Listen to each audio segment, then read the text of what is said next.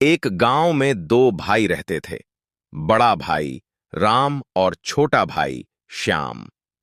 दोनों बचपन से ही बहुत अच्छे मित्र थे, लेकिन स्वभाव में एक दूसरे से बिल्कुल अलग। राम सीधा सादा और मेहनती था, जबकि श्याम चालाक और थोड़ा आलसी। फिर भी दोनों एक दूसरे की बहुत परवाह करते थे। एक दिन राम ने खेत में मेहनत कर अच्छी फसल उगाई, जिससे गांव में उसकी बहुत तारीफ हुई।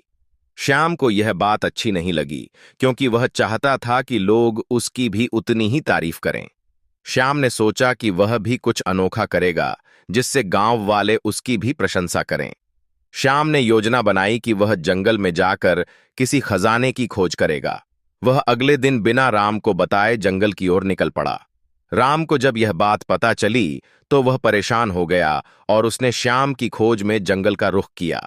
जंगल में श्याम एक गुफा के पास पहुंचा, जहां उसे एक बूढ़ा साधु मिला।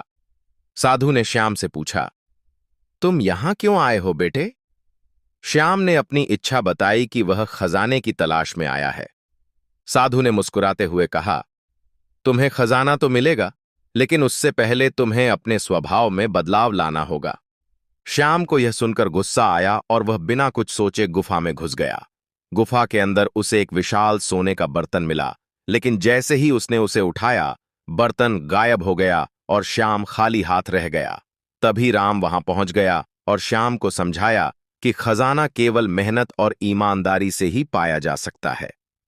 श्याम को अपनी गलती का एहसास हुआ और उसने राम से माफी मांगी। दोनों भाई फिर से साथ घर लौट आए और श्याम ने राम की तरह मेहनत करने का फैसला किया।